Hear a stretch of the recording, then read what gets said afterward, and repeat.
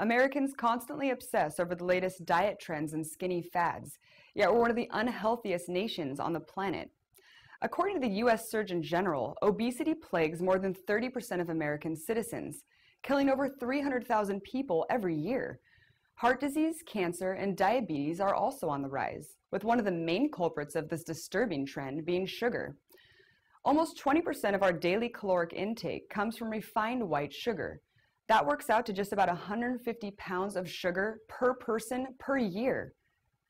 Consumed in small amounts, sugar actually helps your metabolism and supplies a quick boost of energy. In excess, sugar adds nothing but empty calories to your body. Many people have recognized this and now opt for sugar-free alternatives, allowing for the rise of the artificial sugar industry. The most prevalent artificial sugar in our food supply today is called aspartame, which is also recognized as Nutrasweet or equal. Aspartame has made its way into more than 6,000 products, including almost all diet sodas, chewing gum, frozen desserts, yogurt, and even vitamins and cough drops. 200 times sweeter than sugar, aspartame is a combination of two amino acids, aspartic acid and phenylalanine. Even though the safety of aspartame has been affirmed by the Food and Drug Administration 26 times over the past 23 years, the FDA receives more complaints about adverse reactions to aspartame than any other food ingredient in the agency's history. In fact, at least 30% of the U.S. population is sensitive to even moderate doses of aspartame and may suffer several symptoms. Immediate reactions include severe headaches, dizziness, attention difficulties, memory loss, throat swelling, and seizures. Long-term effects include blood sugar problems, insomnia, diabetes, ovarian cancer, and brain tumors. One study done at King's College in England found that the more Nutrasweet is consumed, the more likely it is for tumors to develop. And there's still more. He is a neuroscientist at Washington University School of Medicine. His new study analyzes U.S. brain cancer data in the years before and since aspartame's approval. There's been a striking increase in the incidence of malignant brain tumors. And Olney says the same types of aggressive brain tumors that showed up in the aspartame animal studies over 20 years ago are now increasing in the American human population. With all the hazards associated with aspartame, how did the sweetener get approved in the first place? Aspartame was discovered in the mid-60s at G.D. Searle, the Chicago drug company.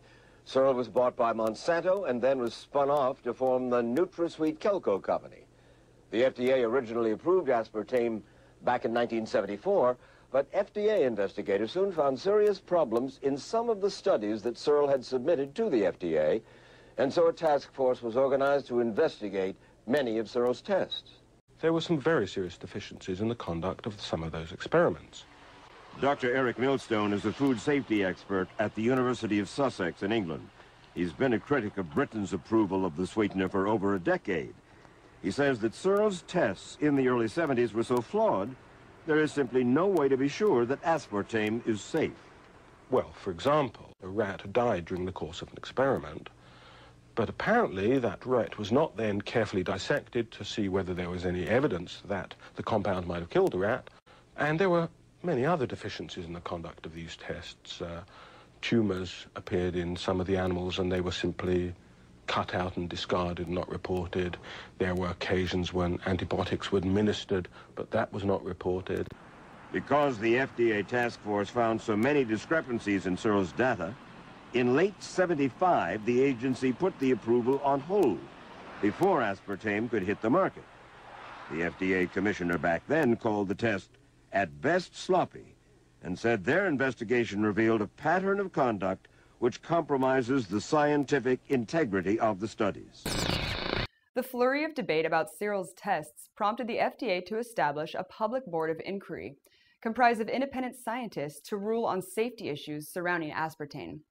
In 1980, the Public Board of Inquiry concluded that aspartame should not be approved, pending further investigation of brain tumors in animals. The following year, Ronald Reagan became President of the United States.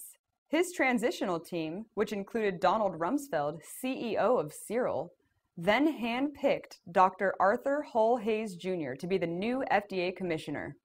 In one of his first official acts, the new FDA commissioner overruled the Public Board of Inquiry's recommendations and authorized aspartame in dry foods and carbonated beverages.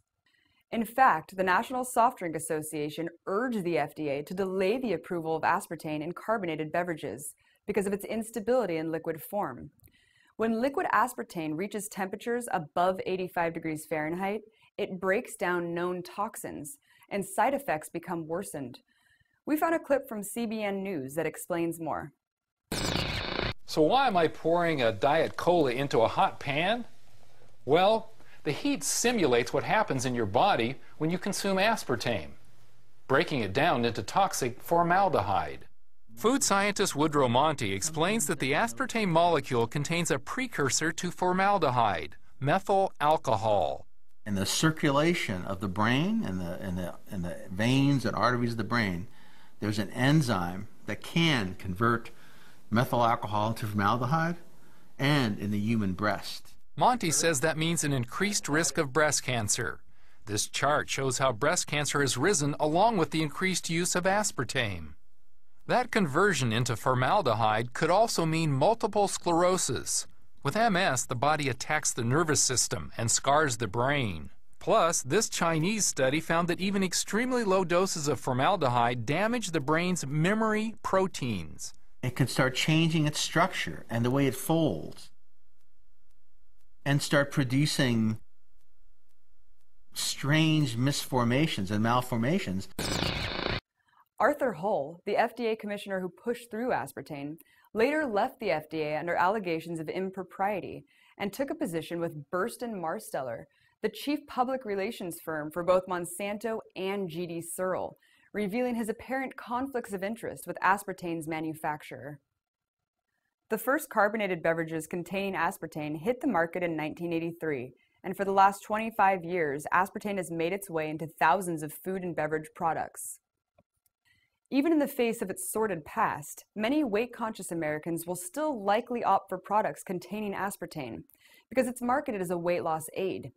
Ironically, many studies have shown that it actually increases appetite and sugar intake because the empty sweetness from artificial sugars actually makes your body expect food. And when this food doesn't arrive, you actually get hungrier. Many people recently have jumped on the Sucralose or Splenda bandwagon, but this may not be the best substitute. The FDA says the agency looked at 110 sucralose studies in humans and animals. They concluded many of the studies were designed to identify possible toxic effects, including carcinogenic, reproductive, and neurological effects. No such effects were found. Hull disagrees about what those studies found. Cancer in the laboratory mice, had hind leg paralysis. The male rats had infertility issues. The female rats had aborted fetuses and problems during pregnancy. Her doubts about Splenda focus on the fact that it's manufactured from sugar by adding 3 chlorine atoms. How much chlorine, how much do you consume every day? Do you consume your swimming pool? Do you drink that water when you swim? Hull says the more you use, the more you lose, with potential asthma and breathing difficulties, sinus issues, even bladder and kidney problems. Again, the government says no problem. The body can't even digest Splenda. Hull disagrees. They're even saying in some Japanese studies it can digest up to 27%. So what you're looking at is the body really is going to break this down into chlorine. You're probably wondering what your options are once you remove aspartame, sucralose, and refined white sugar from your diet. The good news is that there are many other options that are healthier and natural. Honey and agave are 2 natural sweeteners that can be found almost anywhere. But if you're looking to cut calories, then stevia is the way to go. Stevia, a sweet herb, has been used as a natural sweetener in South America for the past 1,500 years. It's non-caloric and is 25 times sweeter than sugar. Tests have shown that stevia intake actually helps regulate blood sugar, inhibits tooth decay, aids mental alertness, improves digestion, and users of stevia even report less desires to smoke tobacco or ingest alcohol. Today, stevia is finally on the market after a decade-long FDA ban due to Nutrasweet's heavy lobbying influence. You can buy stevia as a dietary supplement at any Henry's or Whole Foods.